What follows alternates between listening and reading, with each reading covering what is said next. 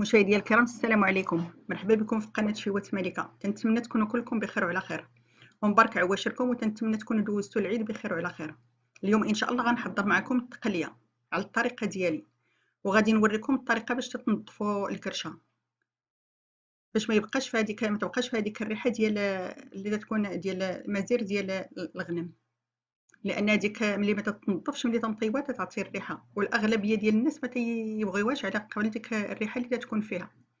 وهاد الطريقه اللي غنوريكم راه طريقه سهله وعمليه. تنديروا عندي هنا طنجره فيها الماء غليان، كنديروا فيها الماء حتى يطيب، وتنوضعوا فيها ديك الكرشه. ملي تنوضعوها تنخليوها واحد شويه وتنحيدوها، ما تخليوهاش تعطل في الماء صافي. وتنكرطوها بهاد الطريقه هادي اللي وريتكم. هانتوما راه ساهله في التنقيه، واخا شويه سخونه تتكونوا تستحملوا ديك الحراره وتتكرطوا. هانتوما هادشي اللي تنحيدو ليه هو اللي تيخلي لينا التقليه، تيخلي المذاق ديالها ما تيكونش زين ملي تنطيبوها، تتكون فيها ديك الريحه. ملي تنقيوها بهاد الطريقه هادي تولي لذيذه، تكون فيها واحد المذاق لذيذ. صافي غنوضعوا ديك التقليه كامله في ديك الكرشه كامله في الماء، داك الماء غليان، وتنكرطوها بهاد الطريقه هادي. هانتوما ملي تنخلي واحد شويه راه تلقاوها رطابت وتجي ساهله. من بعد ما كملتها كلها هي بهذيك الطريقه نقيتها، تناخذ واحد الحامضه. انا وضعت نصف حامضه على حسب الكميه اللي عندكم ديال التقليه ديال الكرشه عفوا. وعندي واحد البانيو فيه ماء بارد، تنقطع فيه ديك الحامضه وتنعصرها تنورك عليها بالاصابع ديالي حتى يخرج داك الماء ديالها في داك الماء، داك العصير ديال الحامضه.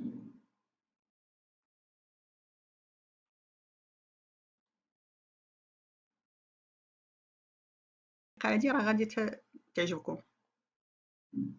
انتم راه تنغسلوها مزيان وتنقيوها كاع من ديك الشحمه اللي تتكون فيها، ومن داك الصفوريه ديال داك مزير ديال البهايم. تنقيوها مزيان كلشي من داك الشيء، من دوك الشوائب اللي فيها. نتوما راه كتشوفوها راه الكرشه ولات بيضاء، ما بقاش فيها شي حاجه. صافي تنوضعوها في داك الماء ديال اللي فيه الحامض، وهاد الماء راه حتى هو تيعطي داك المذاق ديال الحامض، تجي بنينه. نتوما ديك المعده ولا الكتاب ولا راه حتى هو تنقيوه مزيان، وحتى هو تنحيدو ليه ديك الجلفه اللي فيه بداك الماء سخون حتى تيبقى حتى هو ابيض، وتنقيوه مزيان ما تيبقى فيه حتى شي حاجه.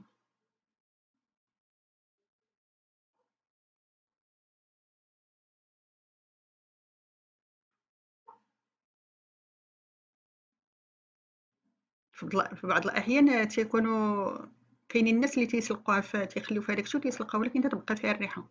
وبهذه الطريقه تتكون نقيه. من بعد ما وضعتها في الماء ديال الحامض تنشللها، كنحيدها وتنشلها. وهنا عندي ديك الكرشه اللي غسلت مع شويه الريه وشويه ديال الشحمه، وضروري من شويه ديال شي طريفات ديال اللحم. تنخلط كلشي صافي، تنقطعوها طريفات صغار على هذا الشكل.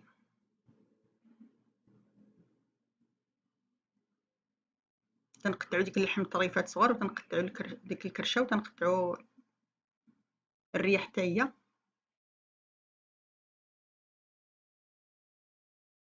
صافي ملي تنكملها ان شاء الله ندوزو باش نطيبوها، باش نوضعوها في الطنجره. وصدقوني راه الا غسلتوها بهذه الطريقه راه غادي اللي ما تياكلهاش غادي ياكلها. انا عندي ربع كاس ديال زيت الزيتون، اللي ما عندوش زيت الزيتون يديرها مخلطه. ما تنكثرش الزيت لان التقليه وضعت فيها شويه ديال الشحمه. صافي تنوضع التقليه في الطنجره على هذا الشكل، وتنزيد تنوضع عليها التوابل. هنا عندي نصف ملعقه ديال الابزار، نصف ملعقه صغيره، وملعقه صغيره عامره ديال الزنجبيل سكنجبير،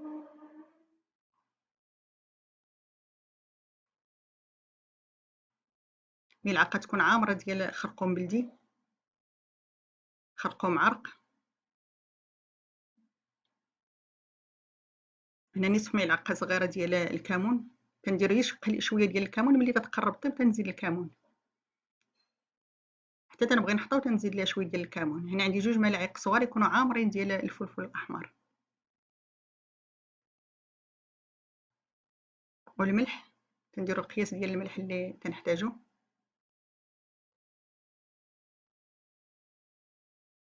تنضيف ملعقه صغيره ديال القزبر يابس وشويه ديال الحار، فلفله حاره، وهذه تتبقى اختياريه. وعندي واحد البصله متوسطه اللي تنحكوها بالحكاكه، شويه ديال القزبر ومعدنوس،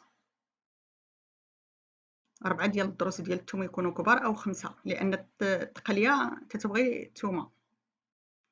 هنا عندي طرف ديال الحامض نزولو ليه ديك النواه اللي فيه باش ما يطلقليناش المرمره، وتنوضعوه تنقطعوه وتنوضعوه في الطنجره. صافي بدا نخلطوا هاد العناصر كامل في التقليه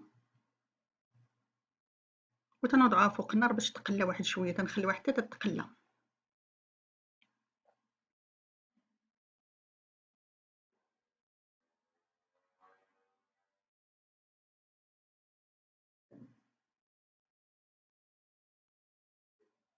من بعد ما تقلات ليا التقليه مزيان تنخليها حتى تتشرب داك الماء اللي تتطلق، لان ملي تنوضعوها فوق النار تطلق الماء. تنحركوها حتى تتشرب داك الماء صافي وتنمرقوها وتتشرب دوك التوابل اللي وضعنا فيها. وتنديروا القياس ديال الماء اللي تيكفيها باش طيب، والعافيه تكون متوسطه.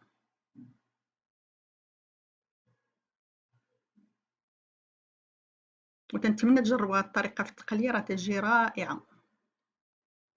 وكما لاحظتوا معايا انايا ما تنديرش انا مطيشه في التقليه، تنوضع فقط دوك التوابل والحامض مصير.